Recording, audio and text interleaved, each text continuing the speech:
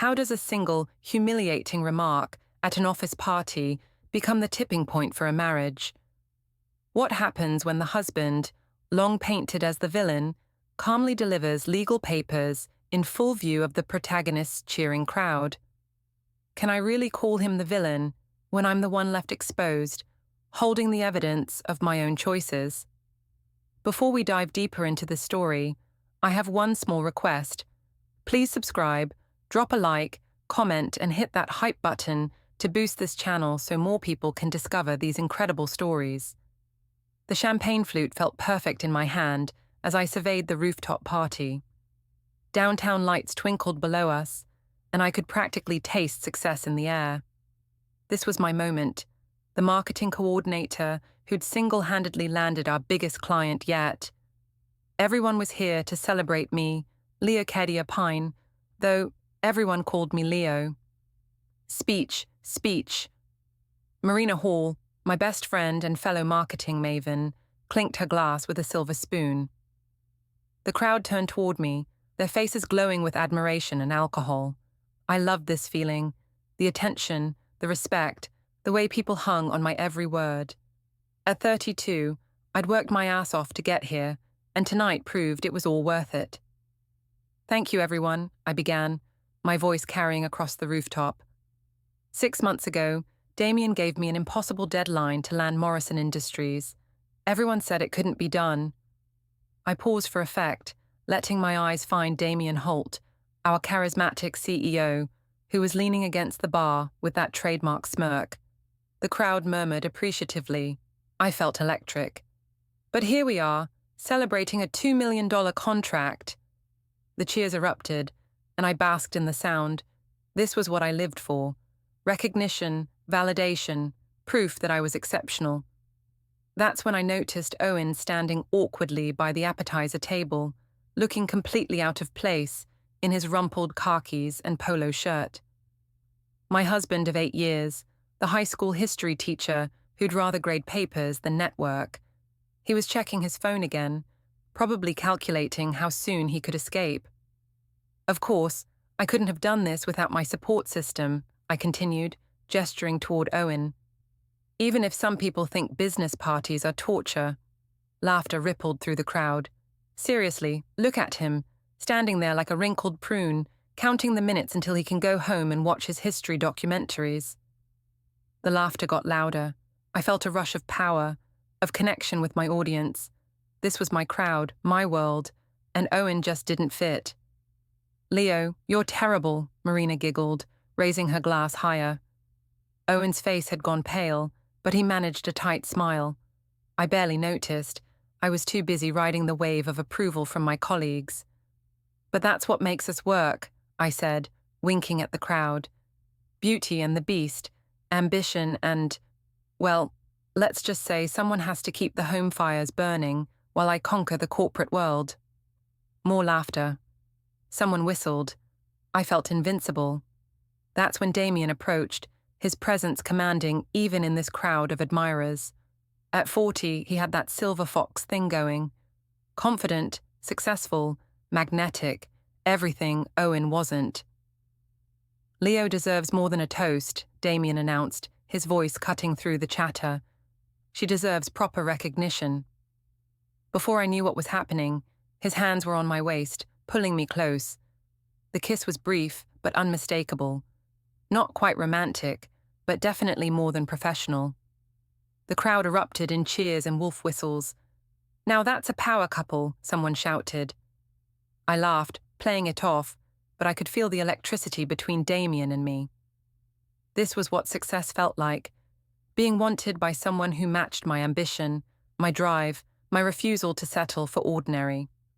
When I looked back toward the appetizer table, Owen was gone. Where'd the prune go? Marina asked, following my gaze. Probably home to his papers, I said, trying to keep my tone light, but something cold had settled in my stomach. Leo. The voice behind me was crisp, professional.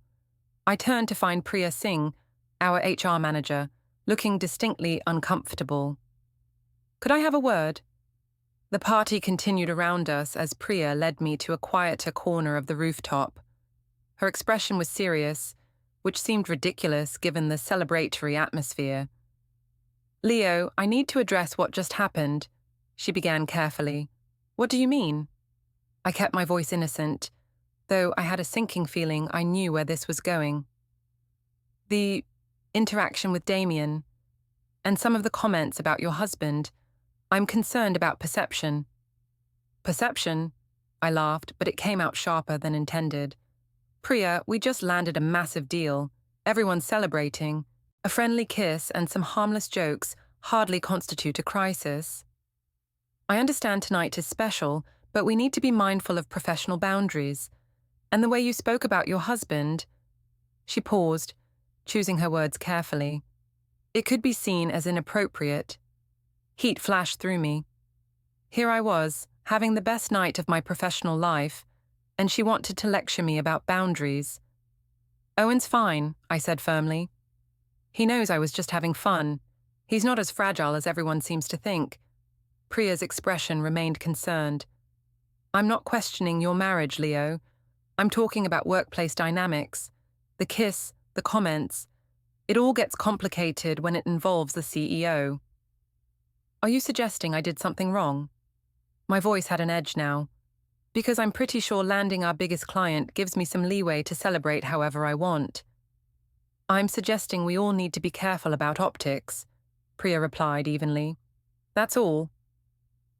After she walked away, I rejoined the party, but the magic had dimmed slightly. I found myself scanning the crowd for Owen, though I wasn't sure why. He'd probably taken an Uber home, retreating to his safe little world of lesson plans and historical documentaries. The party wound down around midnight. Damien offered to drive me home, but I'd driven myself, a small act of independence that felt important somehow. The drive through empty downtown streets gave me time to think. Had I gone too far with the prune comment? The rational part of my brain whispered that maybe I had, but the larger part, the part still buzzing with champagne and success, pushed that thought away. Owen was oversensitive. He'd always been uncomfortable with my ambition, my social confidence, my refusal to shrink myself to make him comfortable. The apartment was dark when I got home. Owen's keys were on the kitchen counter, his shoes neatly placed by the door. Everything in its place, just like always. I found a note on the refrigerator, in his careful handwriting. "Eva's lunch is packed. Parent-teacher conferences tomorrow, home late." Our 7-year-old daughter was asleep, her room peaceful and undisturbed by adult complications. I stood in her doorway for a moment, watching her breathe, feeling a pang of something I couldn't quite name. Owen was already in bed when I entered our bedroom, lying on his side, facing away from me. I couldn't tell if he was asleep or just pretending. "Owen," I whispered. No response. I changed into my pajamas quietly, my mind still racing with the evening's events. The kiss with Damien had felt like validation, proof that I was desirable, successful, worth pursuing. The crowd's laughter at my jokes proved I was entertaining, clever, the center of attention. So why did I feel so hollow? I slipped into bed, careful not to disturb Owen, though part of me wanted to wake him up and explain. Explain what, though? That I hadn't meant to hurt him? That the prune comment was just a joke? That the kiss meant nothing? But even as I thought it, I knew it wasn't entirely true. The kiss had meant something. Maybe not love, but possibility, excitement, the promise of a life where I wouldn't have to dim my light to avoid making someone else uncomfortable. I lay awake until dawn, listening to Owen's steady breathing and wondering when we'd become strangers sharing a bed. The notification sound on my phone woke me before my alarm. Then another, and another. By the time I was fully conscious, my phone was buzzing constantly with messages, likes, and comments. Someone had recorded the party. Multiple someones, apparently. The video was everywhere. TikTok, Instagram, Facebook. 30 seconds of me calling Owen a wrinkled prune, followed by Damien's kiss, all set to trending audio about boss babe energy. The comments were brutal and hilarious in equal measure. "This woman is savage. Poor husband El Ma'u. She said what she said. Imagine coming home to that conversation. CEO said, I'll take over from here. My follower count had tripled overnight. The video had been shared thousands of times, with people tagging their friends and adding crying laughing emojis. I was viral. Owen was already gone.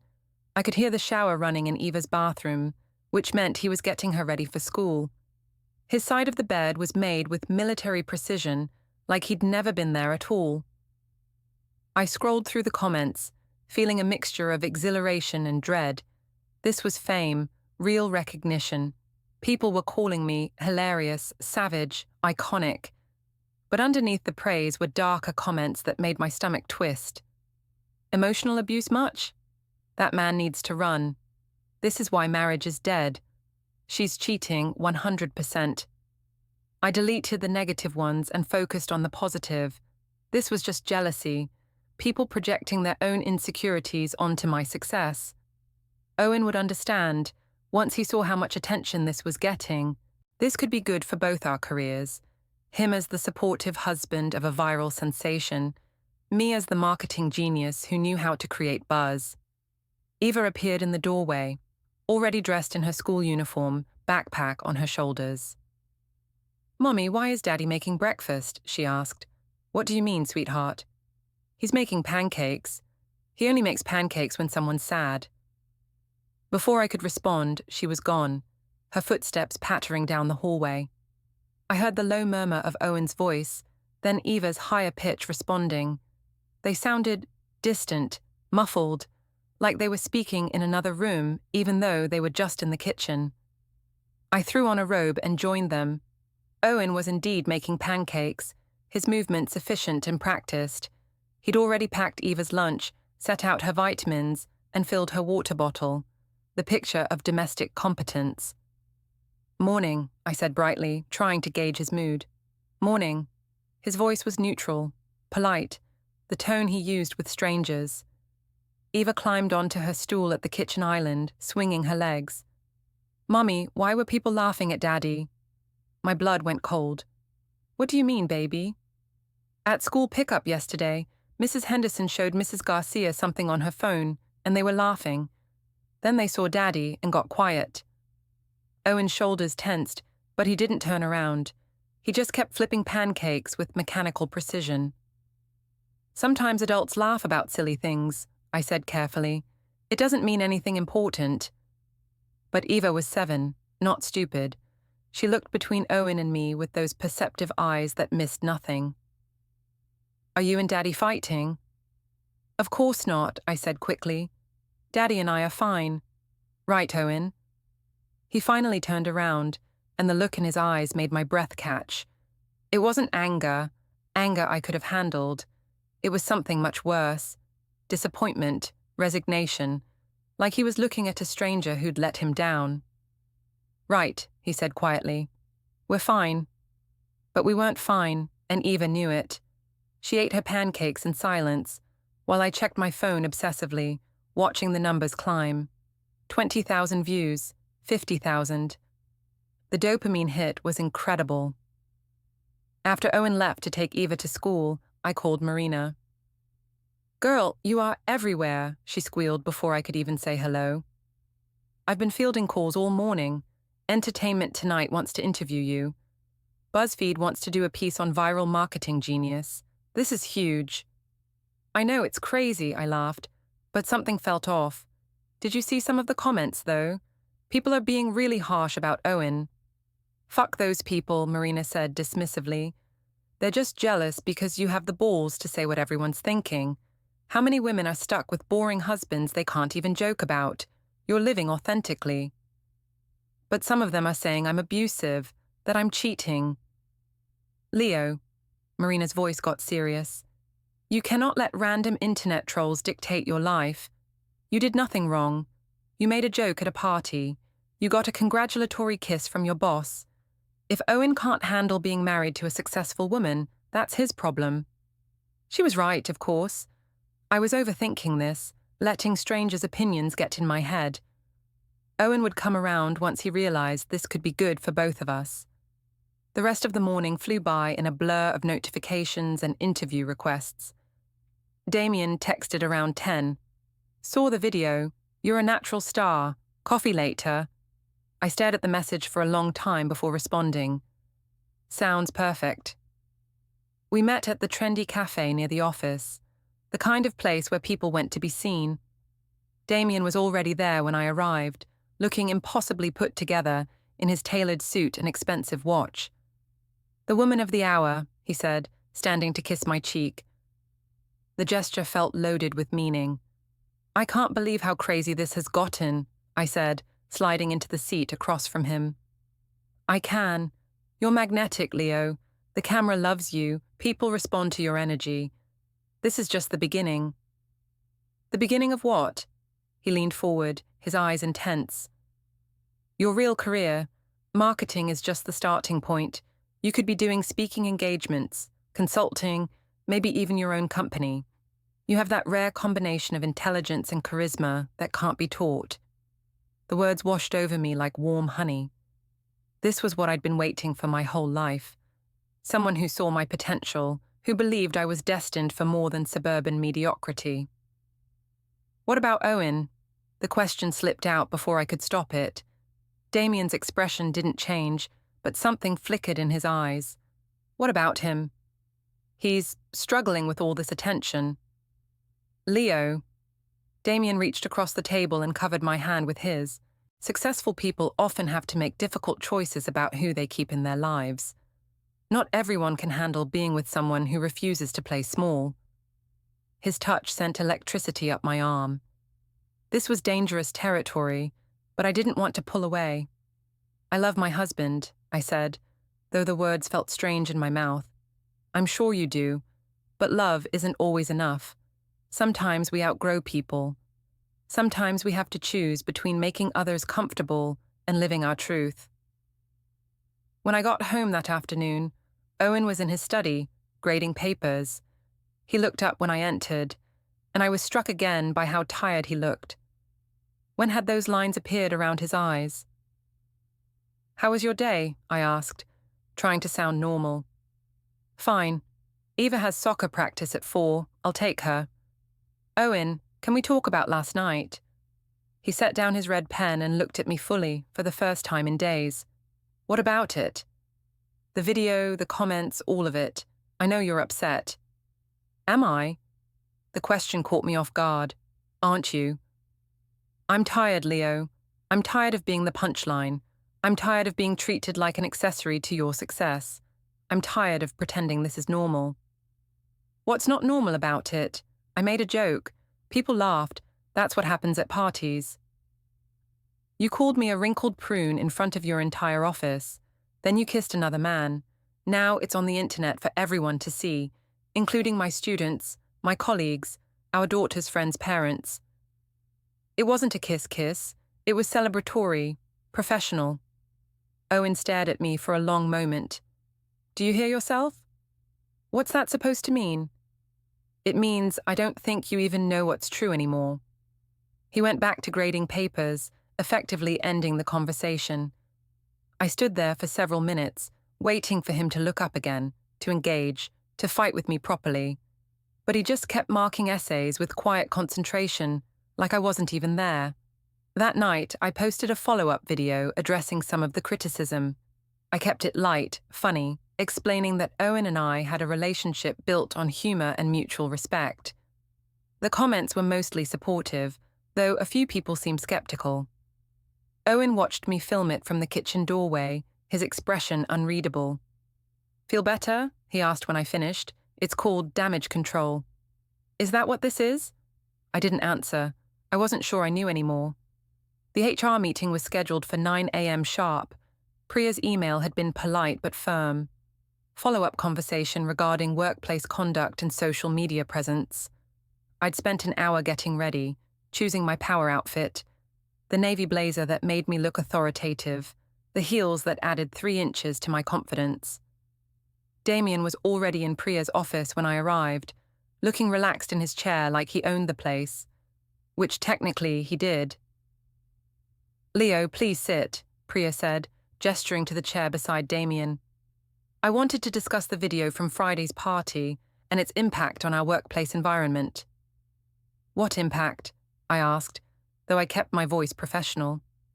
If anything, it's been great publicity for the company. We're getting inquiries from potential clients who saw the coverage. That's true, Damien added smoothly. Leo's viral moment has brought unprecedented attention to our brand. Priya looked between us, her expression carefully neutral. I'm less concerned about external publicity and more focused on internal dynamics. Several employees have expressed concerns. What kind of concerns? My voice had an edge I couldn't quite control. About professional boundaries, about the appropriateness of personal relationships affecting workplace culture, about the message we're sending regarding respect and professionalism. Heat flashed through me. Are you saying I've been unprofessional? I'm saying we need to be mindful of how personal conduct reflects on the company. The video shows intimate behavior between you and Damien, followed by disparaging comments about your spouse. It raises questions. Questions about what? Priya hesitated. About whether personal relationships are influencing professional decisions. About whether all employees are being held to the same standards. I felt Damien tense beside me. This was dangerous territory. The kind of conversation that could derail careers and destroy reputations. Priya, Damien's voice was calm but carried unmistakable authority. Leo is one of our most valuable employees. She's brought in more revenue this quarter than anyone else on the team. I think we need to be careful about letting gossip and speculation undermine genuine talent. I'm not undermining anyone's talent. I'm trying to protect the company from potential liability. What liability? I demanded. Harassment claims, discrimination lawsuits, hostile work environment allegations. When personal relationships blur professional lines, it creates risk for everyone. The meeting continued for another 20 minutes, with Priya outlining new social media guidelines and requesting that Damien and I maintain appropriate professional distance during work hours. By the time we left her office, I was furious. Can you believe that? I vented to Damien as we walked toward the elevator. She's acting like we committed some kind of crime. She's covering her ass, Damien replied. HR people always overreact. Don't take it personally. But I was taking it personally. The implication that I'd done something wrong, that my success was somehow tainted by inappropriate behavior, made my blood boil. The elevator doors closed, leaving us alone in the small space. Damien moved closer, his hand brushing mine. For what it's worth, he said quietly, I don't regret Friday night. You were magnificent. The compliment sent warmth through my chest.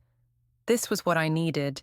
Someone who appreciated my fire instead of trying to extinguish it. When I got home that evening, Owen was in the kitchen making dinner. Eva sat at the counter doing homework, her tongue poking out in concentration as she worked through math problems. How was the HR meeting? Owen asked, without looking up from the stove. I froze. How did you know about that? Lucky guess. Something in his tone made me study his face more carefully. He looked different, more focused, like he was paying attention to details he'd previously ignored. It was fine, just routine stuff about social media policies. Eva looked up from her worksheet.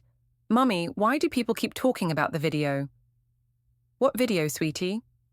The one where you called Daddy a prune. Jenny's mum showed it to her mum at soccer practice. They said you were famous. I glanced at Owen, whose jaw had tightened almost imperceptibly. It's just a silly video, baby. Nothing important. But Eva's questions kept coming throughout dinner. Why were people sharing it? Why did the man kiss me? Why did Daddy look sad in the video? Each question felt like a small knife, cutting away at the narrative I'd constructed about harmless fun and professional success. After Eva went to bed, I found Owen in his study again. The room was unusually organized. Papers sorted into neat piles, files labeled and arranged alphabetically. His laptop was open to what looked like a spreadsheet, though he closed it quickly when I entered. We need to talk, I said. Do we? Yes. About the video. About Friday night. About whatever's been going on with you lately. Owen leaned back in his chair, studying me with those quiet eyes that had once made me feel safe and understood. Now they made me nervous. What would you like to talk about, Leo? I want you to tell me what's really bothering you. And don't say it's just the prune comment, because I know it's more than that. He was quiet for so long, I thought he might not answer. When he finally spoke, his voice was measured, careful. I've been thinking about respect. Respect. What it means, what it looks like, how you know when it's gone. I respect you, Owen, you know that. Do I? The question hung in the air between us. I wanted to argue, to list all the ways I showed respect, but something about his stillness stopped me. When you called me a wrinkled prune in front of your colleagues, was that respect? It was a joke. When you kissed another man while I was 20 feet away, was that respect? It wasn't a real kiss. It was celebratory. When you posted a video calling it damage control instead of apologizing, was that respect? Each question hit like a physical blow. I felt my defenses rising, my explanations queuing up, but Owen held up a hand. I'm not looking for answers, Leo. I'm just thinking out loud. He turned back to his laptop, effectively dismissing me. I stood there for several minutes, waiting for him to elaborate, to fight, to give me something to push against. But he just typed quietly, his face illuminated by the screen's blue glow. That night, I lay awake scrolling through social media. The video had over 1 million views now, with thousands of comments and shares. Most were still positive, people calling me hilarious, savage, authentic, but the negative ones seemed to cut deeper. This woman is toxic, divorce papers incoming. That man deserves better, she's definitely cheating.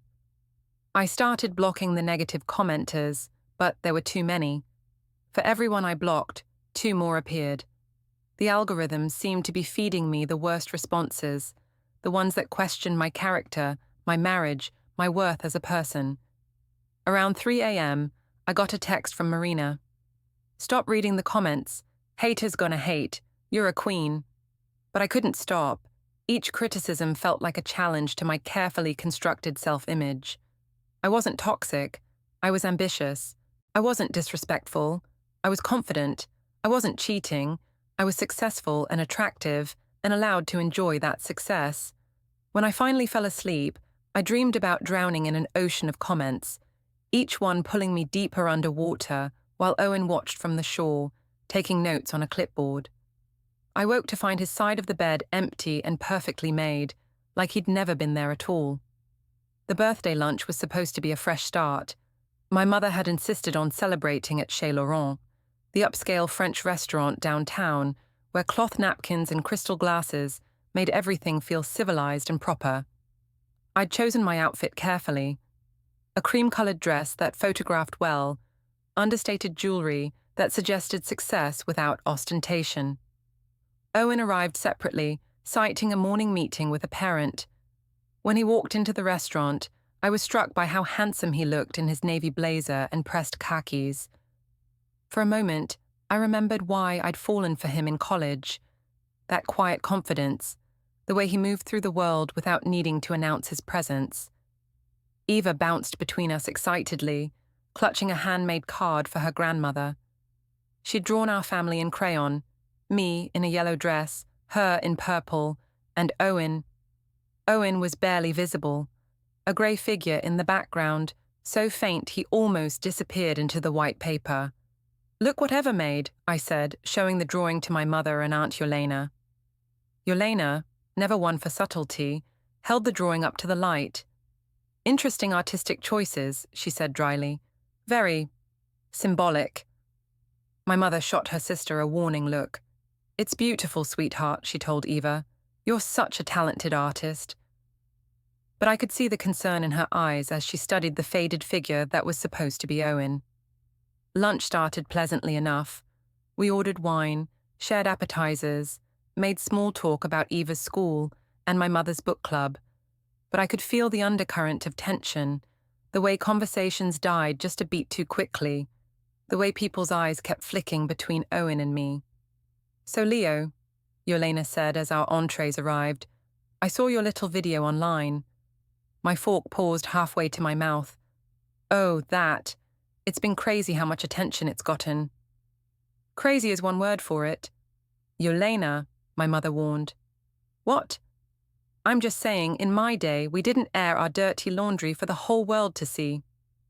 "It's not dirty laundry," I said, forcing my voice to stay light. "It was just a party. People have parties." "People have parties," Yelena agreed. "They don't usually humiliate their spouses for entertainment." The words hit like a slap. I felt heat rising in my cheeks, my carefully maintained composure starting to crack. I didn't humiliate anyone. I made a joke. Owen knows I was kidding around. All eyes turned to Owen, who had been quietly cutting his salmon into precise pieces. He looked up, his expression unreadable. "Do I?" he asked softly. The question hung in the air like smoke. Eva, sensing the adult tension she couldn't quite understand, had gone quiet, her fork moving food around her plate without eating. "Of course you do," I said quickly. "Tell them, Owen. Tell them it was just harmless fun." Owen set down his fork and looked directly at me. "Was it?" I felt like I was drowning. This was supposed to be a nice family lunch, a chance to show everyone that we were fine, that the video was just a silly moment blown out of proportion. Instead, I was being ambushed by my own family. "I don't understand why everyone is making such a big deal about this," I said, my voice getting higher. "I'm successful. I'm getting recognition for my work. Isn't that what we all want? For me to be happy and fulfilled?" "Of course we want you to be happy," my mother said gently. "But happiness shouldn't come at someone else's expense." "Whose expense? Owen's fine. He's not some fragile flower who can't handle his wife being successful." "Success has nothing to do with this," Yelena said bluntly. "This is about respect, about treating the people you love with dignity. I treat Owen with plenty of dignity. Do you?" The question came from Owen himself, his voice so quiet I almost missed it. I stared at him, feeling like the ground was shifting beneath my feet. "What's that supposed to mean?" "It means," Owen said, his voice still calm and measured, "that dignity isn't something you can claim to give someone while simultaneously taking it away." Eva had stopped pretending to eat. She was watching us with wide eyes, her small hands clutched in her lap. "Can we please not do this here?" I hissed, glancing around the restaurant. "In front of Eva?" "You didn't seem concerned about an audience when you made the video," Yelena observed. "That was it. I'd had enough." "You know what? I'm sorry I'm not the perfect submissive wife you all apparently want me to be. I'm sorry I have ambition and confidence and refuse to make myself smaller to make everyone else comfortable. I'm sorry I married someone who can't handle being with a strong woman." The silence that followed was deafening. Even the ambient restaurant noise seemed to fade away, leaving just the sound of my own ragged breathing. Owen folded his napkin carefully and placed it beside his plate. "Eva, would you like to go look at the dessert case with me?" She nodded eagerly, clearly desperate to escape the tension. They walked away together, Eva's small hand in Owen's larger one, leaving me alone with my mother and aunt. "Leo," my mother said softly, "what's happened to you?" "Nothing's happened to me. I'm the same person I've always been." "No," Yelena said firmly. "You're not. The Leo I knew wouldn't have thrown her husband under the bus for a few laughs. She wouldn't have kissed another man in public. She wouldn't have turned a child's birthday lunch into a battlefield." Tears stung my eyes, but I blinked them back. I would not cry. I would not give them the satisfaction of seeing me break. "I think," I said carefully, "that maybe we should cut this short." By the time Owen and Eva returned, I had paid the check and gathered my purse. Eva was holding a small box of macarons, her face bright with artificial cheer. "Ready to go?" Owen asked, his tone neutral. The drive home was silent except for Eva's chatter about the pretty desserts and the fancy bathroom with the gold faucets. I caught Owen's eyes in the rearview mirror once, but he looked away quickly. At home, Eva disappeared into her room to play, leaving Owen and me alone in the kitchen. He started loading the dishwasher with mechanical efficiency while I stood by the counter, still reeling from lunch. "Are you happy?" I asked suddenly. Owen paused, a plate halfway to the dishwasher. "What? Are you happy? In our marriage? In your life with me?" He straightened slowly, considering the question with that careful deliberation that had once charmed me and now made me want to scream. "I was," he said finally. "Was? I was happy when I thought we were partners, when I thought we respected each other, when I thought our marriage was something private and sacred, not content for social media. It's not content, it's just, life happens online now. Everything gets shared." "Does it? Do you share the quiet moments? The times I make you coffee in the morning, or help Eva with her homework, or rub your feet after a long day? Or do you only share the moments that make me look bad and you look clever?" I didn't have an answer for that. Owen closed the dishwasher and turned to face me fully. "I've been doing some thinking, Leo, about what I want, about what I deserve." Something cold settled in my stomach. "What do you mean?" "I mean I deserve to be with someone who sees me as a partner, not a prop. Someone who builds me up instead of tearing me down for laughs. Someone who protects our family's privacy instead of exploiting it for attention." "I don't exploit our family. Don't you?" He walked toward his study, then paused in the doorway. "I love you, Leo. I've loved you for 10 years. But I'm starting to realize that love isn't enough when it's not accompanied by respect." That night, after Eva was asleep, I found myself standing outside Owen's study. The door was closed, but I could hear the soft sounds of typing, papers rustling, file drawers opening and closing. I knocked softly. "Owen? Come in." The room looked different somehow, more organized. Files were labeled and stacked in neat piles. His desk, usually cluttered with papers and coffee cups, was clean except for his laptop and a single manila folder. "What are you working on?" I asked.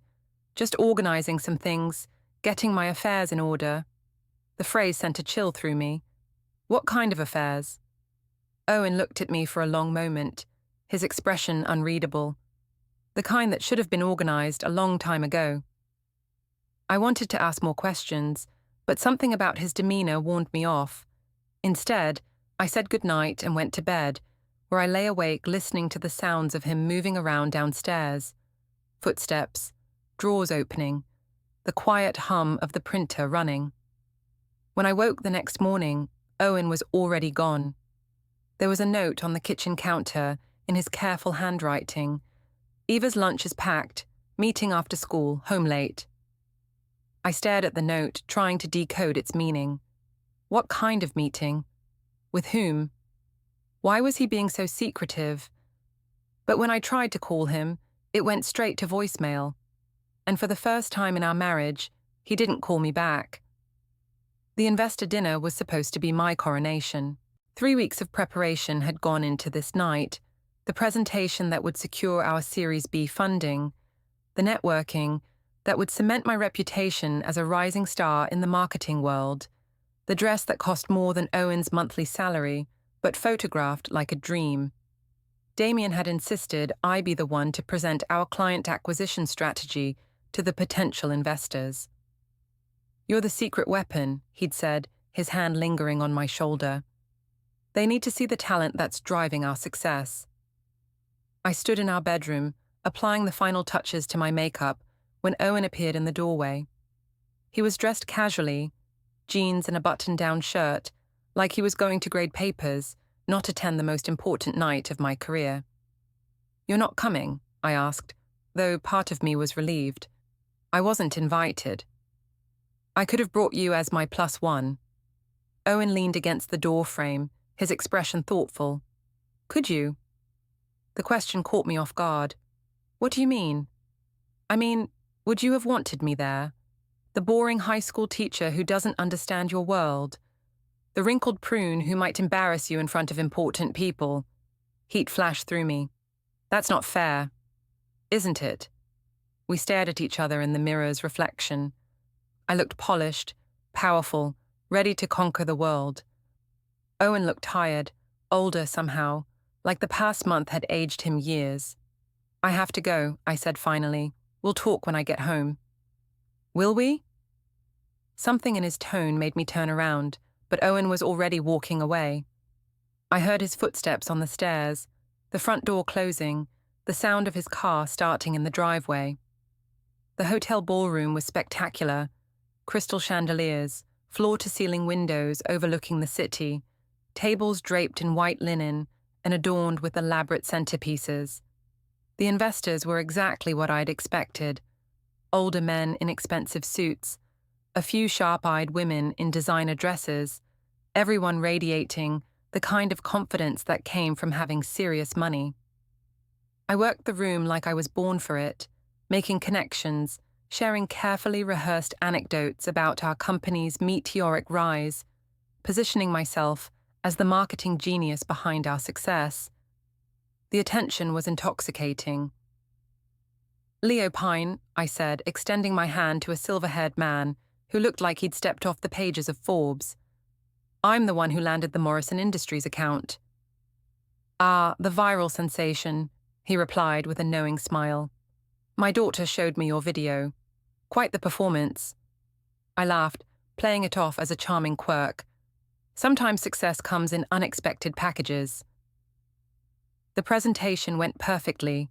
I commanded the room, my slides crisp and compelling, my delivery confident and engaging. When I finished, the applause was genuine and enthusiastic. Damien caught my eye from across the room and nodded approvingly. During dinner, I found myself seated between two potential investors, both hanging on my every word as I regaled them with stories of corporate conquests and marketing innovations. This was what I'd been working toward my entire career: recognition, respect, the knowledge that I was valued for my mind and my abilities. "You're quite remarkable," the woman to my left said as dessert was served. "It's rare to see someone so young with such clear vision and execution skills." I basked in the praise, feeling vindicated for every choice I'd made, every bridge I'd burned in pursuit of this moment. That's when I saw him. Owen was standing near the ballroom's entrance, scanning the crowd. He was dressed in the same casual clothes from earlier, looking completely out of place among the formal attire and polished sophistication. But it wasn't his clothes that made my stomach drop. It was the manila envelope in his hand and the man in a cheap suit standing beside him. Time seemed to slow as Owen spotted me and began walking across the ballroom. Conversations continued around me, but the sound felt muffled, distant. I watched him navigate between tables with purposeful determination, his expression calm and resolved.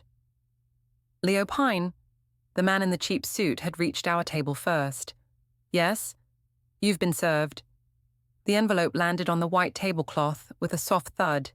My name was written across the front in block letters, official and final.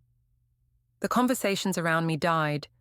Every face at the table turned toward the envelope, then toward me, then toward Owen, who had stopped a few feet away.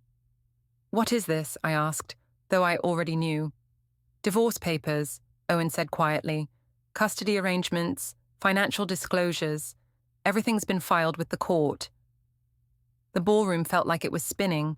I could see people at other tables turning to stare, phones being discreetly pulled out to record. Damien rising from his seat across the room with a look of alarm. "Here," I managed to say.